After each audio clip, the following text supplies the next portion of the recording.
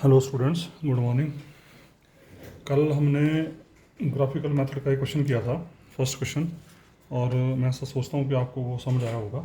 जो second question है वो आप ट्राई करें, क्योंकि सेकंड क्वेश्चन भी फर्स्ट क्वेश्चन की तरह ही है, सेम इक्वेशंस हैं। वहाँ पर 3 क्वेश्चंस थी, वहाँ पर 2 ही हैं, यहाँ पर 2 ही हैं।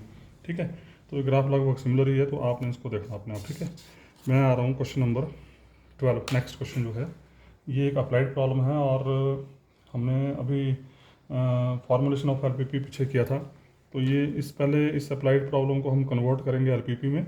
एलपीपी में कन्वर्ट करने के बाद फिर इसको हम सॉल्व करेंगे ग्राफिकली। तो सबसे पहला काम कैसे इसकी एलपीपी जनरेट करनी है, देखिए ज़रा क्वेश्चन क्या है। Old hens can be bought at ₹2 each. ये एक कोई आदमी है, वो मुर्गियों का जो है वो बिजनेस स्टार्ट करना चाहता है, तो उसके रिगार्डिंग ये प्रॉब्लम है। तो ये बोल रहा है कि old hens can be bought at ₹2 each and young hen ones at ₹5 each. मतलब 2 तरह की हमारे पास हैंस हैं, एक ओल्ड हैंस हैं, एक यंग हैंस हैं। जो ओल्ड हैन है उसकी एक की कॉस्ट ₹2 है, और यंग हैन की एक की कॉस्ट ₹5 है। उसके बाद क्या बोल रहा है ये, द ओल्ड हैन ले 3 एग्स पर वीक एंड यंग हैन ले 5 एग्स पर वीक। मतलब जो ओल्ड हैन है वो हफ्ते में 3 अंडे देती है, और जो यंग हैन है वो हफ्ते में 5 अंडे देती है। ईच एग बीइंग वर्थ 30 पैसा, और एक अंडे की कीमत जो है वो 30 पैसे है। अ हैन यंग और ओल्ड दोनों तरह की, चाहे वो यंग है चाहे ओल्ड है, कॉस्ट ₹1 पर वीक टू फीड। दोनों तरह की जो मुर्गियां हैं वो एक हफ्ते में ₹1 का फीड खाती हैं। I have only ₹80 to spend for hens. और वो जो आदमी वो क्या बोल रहा है कि मेरे पास सिर्फ और सिर्फ ₹80 हैं इन मुर्गियों को खरीदने के लिए। How many of each kind should I buy to give a profit of more than ₹6 per week. तो वो अब क्वेरी हमारे से ये कर रहा है कि आप मुझे ये बताएं कि मैं कौन कौन सी मुर्गी, मतलब ओल्ड या यंग में से कौन कौन सी मुर्गी कितनी कितनी खरीदूं ताकि मेरा प्रॉफिट हफ्ते में ₹6 से ज़्यादा है। Assuming that I can not house more than 20 hands. और उसका फिर कंडीशन लगा दी उसने कि साथ में कंडीशन उसने ये लगा दी कि मैं 20 से ज़्यादा मुर्गियाँ नहीं रख सकता हूँ। ठीक है जी, तो ये एक प्रॉब्लम है, और ये आदमी मुर्गियों का बिजनेस करना चाहता है। तो 2 तरह की हमारे पास मुर्गियाँ देखी हैं, ओल्ड हैंस हैं, यंग हैंस हैं। ओल्ड की जो प्राइस है वो ₹2 है पर हैन, और यंग की पर हैन जो ₹5 है। उसके बाद उसने बोल दिया कि जो ओल्ड हैन है वो हफ्ते में 3 अंडे देती है, जो यंग है वो हफ्ते में 5 अंडे देती है। उसके बाद उसने बता दिया कि एक अंडे की कीमत 30 पैसे है। फिर उसने बता दिया कि वो जो मुर्गियाँ हैं, चाहे वो ओल्ड हैं चाहे वो यंग हैं, वो ₹1 का एक हफ्ते का फीड खाती हैं। उसके बाद उसने बोल दिया कि मेरे पास सिर्फ ₹80 हैं मुर्गियों को ख़रीदने के लिए। तो अब वो क्वेरी ये दे रहा है, ये लगा रहा है कि आप मुझे ये बताएं कि मैं कौन कौन सी मुर्गी कितनी कितनी खरीदूं ताकि मेरा हफ्ते का प्रॉफिट जो है वो ₹6 से ज़्यादा है। फाइनली कंडीशन लगा दी उसने कि मैं 20 से ज़्यादा मुर्गियाँ नहीं रख सकता हूँ। तो सबसे पहला काम हमारा इसको एलपीपी में कन्वर्ट करना। अब प्रॉब्लम आपके पास है, आपको समझ आ गई होगी। मेन फोकस है हमारा मुर्गियों के ऊपर। ठीक है, तो हमने क्या किया, अल्जेब्रिकली स्टार्ट किया। जो ओल्ड हैंड्स हैं मान ली हमने एक्स खरीदी, जो यंग हैंड्स हैं वो हमने वाई खरीदी। तो let x be number of old hens and y be number of young hens. अब इसके यहाँ पे एलपीपी तैयार करते हैं। सबसे पहले कंस्टेंट पहली कि क्या कंस्टेंट बनेगी, देखो ज़रा। जो ओल्ड हैन है, एक ओल्ड हैन की कीमत है ₹2। कितनी खरीदी हमने, एक्स ओल्ड हैन। एक की कीमत ₹2, तो एक्स की कितनी होगी, 2x। यंग हैन एक की कीमत है ₹5, खरीदी कितनी हमने, वाई। तो यंग हैन की कॉस्ट कितनी होगी, 5/। टोटल कॉस्ट कितनी होगी, 2x प्लस 5/। मेरे पास कितना रुपये हैं, सिर्फ ₹80। तो इसका 2x प्लस 5/, ज़्यादा से ज़्यादा कितना होगा, 80, 80 से कम। ये बन गई पहली कंस्टेंट। दूसरी कंस्टेंट हमने, उसने बोला कि मैं 20 से ज़्यादा मुर्गी नहीं रख सकता, तो हमने कितनी मुर्गी खरीदी, x प्लस वाई। इसका मतलब x प्लस वाई किसी भी कीमत पर 20 से ज़्यादा नहीं होगा, 20 से कम होगा, 20 के बराबर हो सकता है। ये बन गया आपके 2 कंस्टेंट्स। अब बात करते हैं आगे प्रॉफिट की। तो प्रॉफिट से पहले देखिए ज़रा, हमारे पास क्या कंडीशन थी कि ओल्ड हैन जो वो 3 अंडे देती है एक हफ्ते में। तो ओल्ड हैन कितनी थी, x। एक जो है वो 3 एग्स देती है, तो x कितनी दे देंगे, 3x एग्स। उसी तरीके से जो यंग हैन थी वो एक हफ्ते में कितने एग्स देती हैं, 5। कितनी है y, तो कितने अंडे दे दिए, 5y। इसका मतलब टोटल अंडे कितने हो गए हमारे पास, 3x प्लस 5y। इतने एग्स जो हैं वो दोनों टाइप की मुर्गियाँ देती हैं। एक एग की कीमत कितनी है, 30 पैसे। तो टोटल कॉस्ट कितनी होगी एक्स की, टोटल एक्स कितनी 3x + 5/, एक की कीमत 30 पैसा, तो मल्टीप्लाई करके आपके पास ये कॉस्ट आ गई टोटल एक्स की। ठीक है जी। अब उसका एक्सपेंडिचर क्या था कि दोनों तरह की मुर्गियाँ हफ्ते में 1 रुपये का फीड खाती हैं, तो दोनों तरह की मुर्गियाँ हैं कितनी है x + y, एक हफ्ते में 1 रुपये का फीड खाती हैं दोनों तरह की मुर्गियाँ, तो x + y कितना खा जाएंगी, x + y × 1, तो ये आ गया उसका एक्सपेंडिचर। ठीक है जी। तो उसने जो पैसा कमाया वो ये था, जो खर्चा किया वो ये था, तो प्रॉफिट क्या बचा, जो उसने टोटल कमाया उसमें से इसको घटा दिया, तो 0.9 में से 1 गया, -0.1, 1.5 - 1 = 0.5।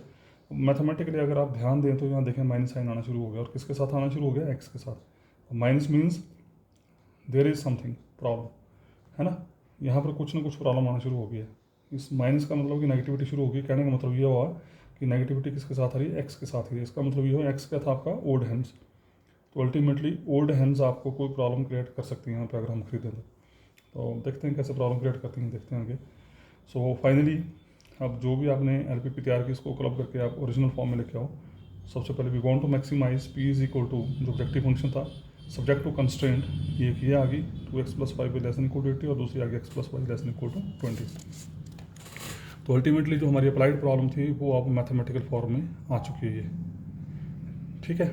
अब हमारा अगला टारगेट है कि इस प्रॉब्लम को अब हमने ग्राफिकली सॉल्व करना है। ठीक है जी।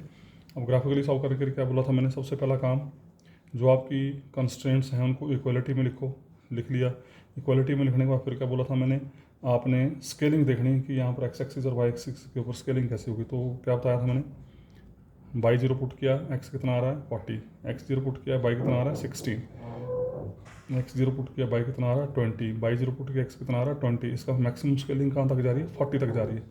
सो we will divide the scale as 0, 20, 40, 60, 80 and on the same way in y-axis 0, 20, 40, 60, 80। ठीक है। अब हमारा अगला टारगेट क्या है, इन लाइंस को ट्रेस करना। ठीक है जी। ट्रेस कैसे करेंगे वो भी बताया था मैंने आपको, कैसे बताया था कि आपको 2 पॉइंट चाहिए लाइन बनाने के लिए। तो कैसे निकालने, पहले एक को 0 पुट करो, x निकाल लो, फिर x0 पुट करो, y निकाल लो।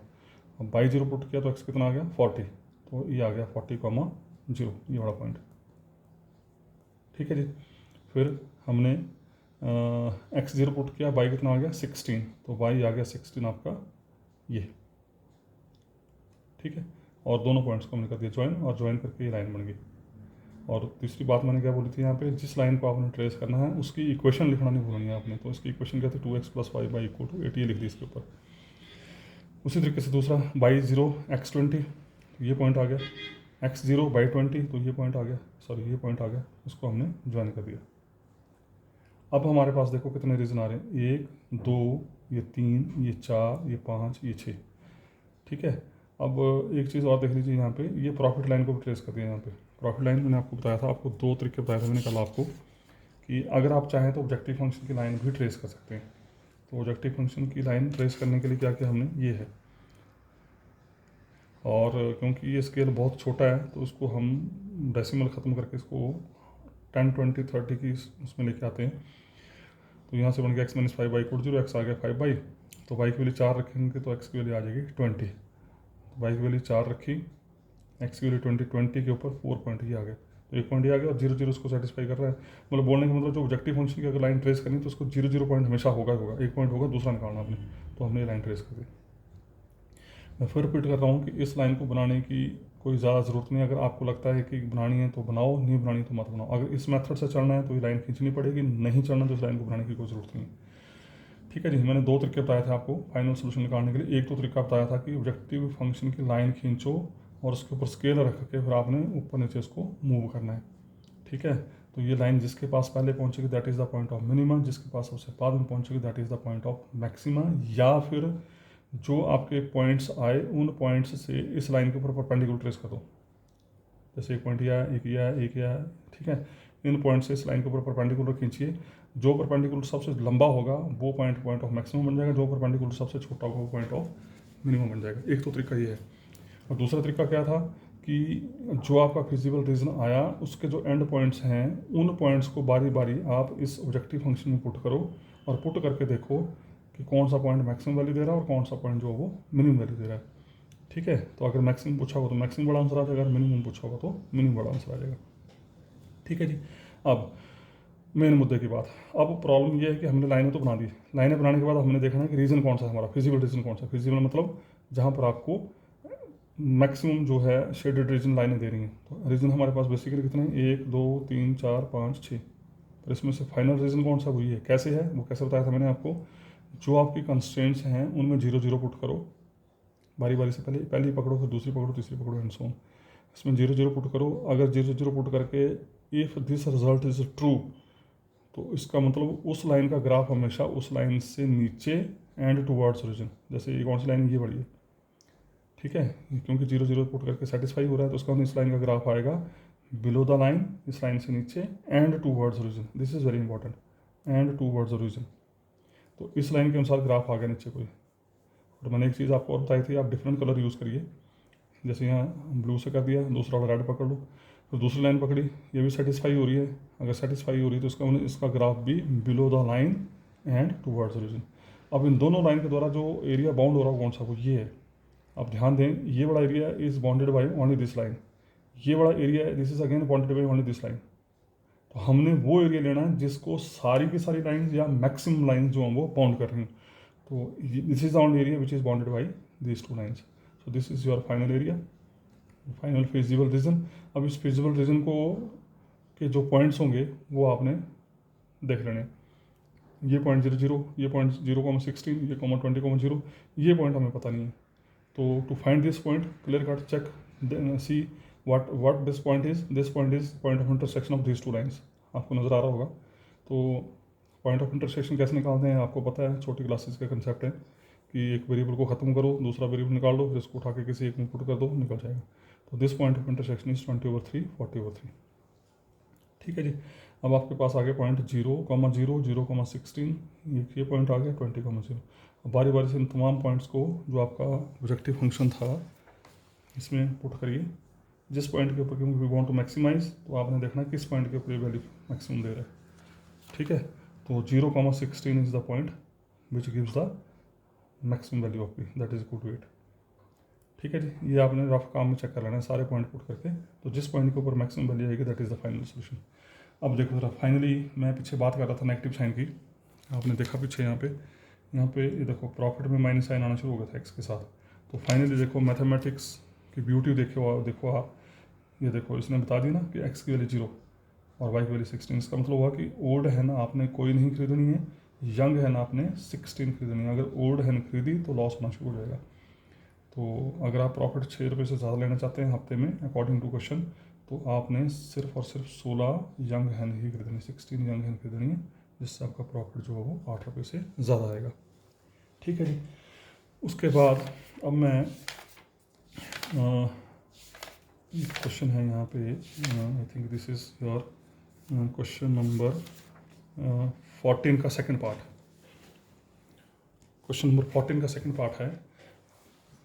इसको नहीं 14 का सेकंड पार्ट नहीं, 14 का थर्ड पार्ट। मैं इसको इसलिए चूज़ कर रहा हूँ क्योंकि इसमें ग्रेटर देन इक्वल टू का साइन भी है, लेस देन इक्वल टू का साइन भी है, और ये कुछ इस तरह की प्रॉब्लम है, x1 lies between 0 to 5/2 and x2 lies between 0 to 3/2। तो इस प्रॉब्लम को करा रहा हूँ, ये आपके जो भी किंतु परंतु होंगे वो ख़त्म कर देगी। अब इसको ध्यान से देखें, इस क्वेश्चन को देखिए ज़रा। तो मैक्सिमाइज जेड इक्वल दिस, ये आपको कंस्टेंट रखिए, पर ये यहाँ पर हमारे जो अभी तक आपने देखा तो उसमें सीधा लिखा होता था x1 greater than equal 0, y1 is greater than equal 0, पर यहाँ पर ऐसा नहीं दिया है। यहाँ इसने बोला x1 is lies between 0 and 5/2, x2 lies between 0 and 3/2। तो एक कंडीशन तो क्लियर है, x1 is greater than equal 0 by default है, x2 is greater than equal 0 by default है। तो इसका दो कंस्टेंट तो ये बनी, दो और बन जाएगी। कौन सी, एक बनेगी x1 less than equal to 5/2, एक बनेगी x2 less than equal to 3/2, क्योंकि ये इसमें फालतू कंडीशन आ गई। ठीक है जी। तो क्या करेंगे अब, फिर वही सेम चीज़, जो आपकी कंस्टेंट्स हैं कितनी हैं, 1 2, तीसरी कौन सी, x1 less than equal to 5/2, चौथी है x2 greater than less than equal to 3/2। ठीक है। इन चारों में हमने क्या किया, इन इनक्वालिटीज़ को इक्वल टू में लिख दिया, only for the purpose of tracing the graph. Graph को ट्रेस करने के लिए we will convert this inequalities as equality sign. ठीक है जी। उसके बाद अगला स्टेप क्या था, अगला स्टेप था आपका कि स्केलिंग। तो स्केलिंग देखिए ज़रा, मैक्सिमम मेरे ख्याल से 4 ही जा रहा है, x2 0, x1 4, x1 0, x2 4। यहाँ से x2 0, x1 3, x1 0, x2 3/2, ये 5/2। तो एट द मैक्सिमम हमारा पॉइंट जा रहा है 4, है ना, 4 जा रहा है। तो हमने क्या किया यहाँ पे इसकी स्केलिंग कर दी 0 1 2 3 4 5 एंड सो। वैसे इधर को -1 -2 -3, नीचे को -1 क्योंकि मुझे ज़रूरत पड़ती है इसलिए मैंने ये लिए हैं, एंड ऊपर को भी 1 2 3 4 एंड सो। ठीक है, अब देखिए ज़रा ध्यान से देखना ज़रा अब आपने। अब हमारे पास ये 4 लाइनें हैं, है ना। पहली लाइन x2 को 0 पुट किया है, x1 आ गया 3, x1 आ गया 3, तो ये आ गया पॉइंट। ठीक है जी, x1 को 0 पुट किया, x2 आ गया 3/2, 3/2 का मतलब ये 1 है, तो 3/2 का यहाँ जैसे आ गया। और हमने दोनों पॉइंट को ज्वाइन करके इस लाइन की इक्वेशन को ये लिख दिया मैंने, x1 + 2 x2 = इस लाइन की इक्वेशन को। वैसे दूसरी x2 0, x1 4, x1 4 ये आ गया पॉइंट, है ना। x1 0, x2 4, तो x2 4 आ गया ये बड़ा पॉइंट। और इस पॉइंट को और इस पॉइंट को हमने ज्वाइन कर दिया, ज्वाइन करके ये आ गया। अब बेटर कि स्केल रख रहे हैं साथ में, स्केल के साथ बनाएंगे ग्राफ तो ज़्यादा अच्छा रहेगा। उसका x1 = 5/2 मैंने कल भी बात की थी। x = something constant is always the line parallel to y axis, and x2 = something is the line parallel to x axis. तो x1 = 5/2, x1 = 5/2, तो x something is parallel to y axis, ये y axis से आपने 5/2 distance पे पहुँचाना, तो 2 unit, ये 3 unit, 2 और 3 के बीच में आ गया 5/2, तो ये आ गई line parallel to x2 axis. और x1 इस लाइन का नाम दे दिया हमने, x1 = 5/2। वैसे x2 = 3/2, तो 3/2 ये आ गई लाइन। ठीक है जी, x2 = 3/2। अब देखो कितने रीजन बन रहे हैं यहाँ पे, 1 2 3 4 5 6 7 8 9, बड़े भारी बन रहे हैं। ठीक है, पर हमारा मेन फोकस रहेगा फर्स्ट क्वाड्रेंट में, बाकी हमने कहीं नहीं जाना। तो फर्स्ट क्वाड्रेंट में कितने रीजन है, 1 2 3 4 5 6 7।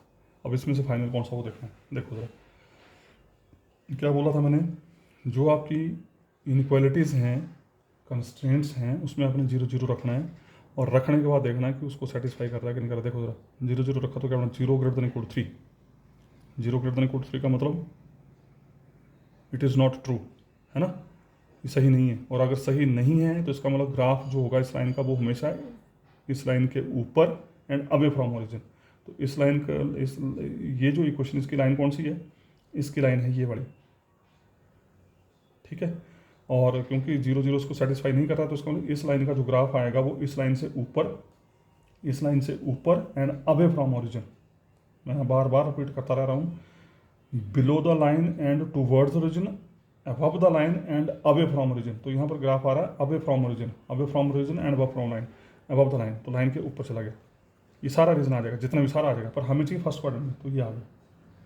दूसरा क्या है, दूसरा x1 + x2 ≤ 4। दूसरी लाइन बोल रही है कि आपका 0 0 पुट करके सेटिस्फाई हो रहा है, तो दूसरी लाइन बोल रही है graph is below the line and towards origin. अब ये लाइन कौन सी है, x1 + x2 ≤ 4, x1 + x2 ये बड़ी लाइन, ये लाइन बोल रही है कि graph is below this line and towards origin की तरफ। ठीक है, तो ये आ गया। मैं आपको बार बार बोलता रह रहा हूँ, मैं फिर बोल रहा हूँ, आप डिफरेंट कलर यूज़ करें, उससे आपको ज़्यादा अच्छा रहेगा। तो इससे जब खींचेंगे तो ये आ गया रीजन। तीसरा क्या, x1 = 5/2, x1 ≤ 5/2, x1 कौन सी लाइन है, ये बड़ी लाइन। अब इसमें लेस देन कैसे देखेंगे, अब इसका लेस देन देखना मुश्किल है ना, इधर को जाएगा, तभी मैंने towards origin and away from origin शब्द यूज़ कर रहा हूँ। तो x1 <= 5 का मतलब इस लाइन का ग्राफ जो होगा बिलो द लाइन, तो इसकी बिलो लाइन इस साइड क्यों होगी, क्यों we are using the word towards origin, below the line and towards origin, that's why इस लाइन का ग्राफ जो वो इधर को आएगा, ओरिजिन की तरफ को। ठीक है जी, अदरवाइज डिसाइड करना मुश्किल है कि बिलो कौन सी होगी, इस साइड को होगी कि इस साइड को होगी, क्योंकि we are using towards origin word, so that's why the graph goes to this side, towards origin. वैसे x2 3/2 ये भी <= है, तो इसका मतलब इसका ग्राफ भी लाइन के नीचे आएगा। अब आप डिफरेंट कलर अगर यूज़ करेंगे तो इमीडिएट आपको पता लग जाएगा कि कौन सा रीजन आपका फाइनल आ रहा है, जिसमें मैक्सिमम कलर घुस जाएंगे, that is your final region. अब यहाँ पे क्या हुआ, this is the only region which is bounded by maximum lines. मतलब ये रीजन इस लाइन से ही बॉन्ड हो रहा है, देखो जरा ये इससे ही बॉन्ड हो रहा है, इससे ही बॉन्ड हो रहा है, और ऊपर वाली लाइन से ही बॉन्ड हो रहा है। तो this is the only region. अब देखो अगर मैं इसकी बात करूँ तो this is bounded by only this line, क्योंकि इसने बोला है नीचे को आएगा ग्राफ, ये बोल रहा है नीचे को जाएगा, इसने ऐसे नहीं बोला ऊपर को जाए, तो this region is bounded by this line only. अगर मैं इस रीजन की बात करता हूँ, this region is bounded by this line this line and this line, ये नीचे को आया, ये नीचे को आया, ये नीचे आया, पर इसने कुछ नहीं बोला यहाँ पे, ठीक है। और उसके बाद so this is the region, जो कि इस लाइन के द्वारा। तो मैंने आपको एक ही चीज़ बोली कि हमने वो रीजन लेना है which is bonded by maximum lines और ऑल द लाइन्स, ठीक है। अब हमारे पास रीजन आ गया ये, now you can find easily. तो एक पॉइंट आपका आ गया ये, तो दिस पॉइंट इज 0,3/2। एक पॉइंट आपका ये आ गया, and check this is the point of intersection of this line and this line. ये लाइन है आपकी 3/2, ये लाइन है 5/2, तो ये पॉइंट ऑफ इंटरसेक्शन आ गया 3/2 5/2। और एक पॉइंट है ये, this is the intersection of this two lines, ठीक है जी। तो इसकी तो इक्वेशन पता है x1 = 5/2, तो x1 = 5/2 इस इक्वेशन में डाल दो, x1 x2 निकल जाएगा आपका, तो ये पॉइंट भी मिल जाएगा। तीनों पॉइंट मिल गए, तो तीनों पॉइंट्स को आपने क्या करना है, अब ये आपकी इच्छा है कि अगर आपने ऑब्जेक्टिव फंक्शन की लाइन ट्रेस करनी तो कर लो, नहीं करनी तो जरूरत कोई नहीं। ये अगर छोड़ना है तो ये इतना टास्क आप छोड़ सकते हैं, ठीक है जी। तो फिर जो 3 पॉइंट आपने निकाले इसमें से देख लो कि मैक्सिमम वैल्यू कौन दे रहा है। तो which point gives the maximum value, that is the final answer. तो 5/2 3/2 gives the maximum value, so this is the final answer, ठीक है जी। अब मैं ऐसा सोच रहा हूँ कि बाकी क्वेश्चन आप खुद करें, आपके पास सॉल्यूशंस पड़े हैं, ठीक है जी। आप ट्राई करिए, अगर आपको लगता है कि किसी क्वेश्चन में प्रॉब्लम आ रही तो आप मुझे बेझिझक होकर फ़ोन करके बता सकते हैं, तो मैं आपको वीडियो बना के भेज दूँगा। तो इसी के साथ ही ग्राफिकल मेथड भी ख़त्म, और यहाँ से आपको एक पार्ट ग्रंटेड पेपर में आएगा, इट इज़ 101%। एक ग्राफिकल मेथड का एक क्वेश्चन तो पक्का आएगा, 2 भी आ सकते हैं, पर एक कन्फर्म है कि एक आएगा, ठीक है। So thank you very much, practice करें, और कोई दिक्कत आती है तो मेरे साथ फ़ोन पर डिस्कस करें। Thank you.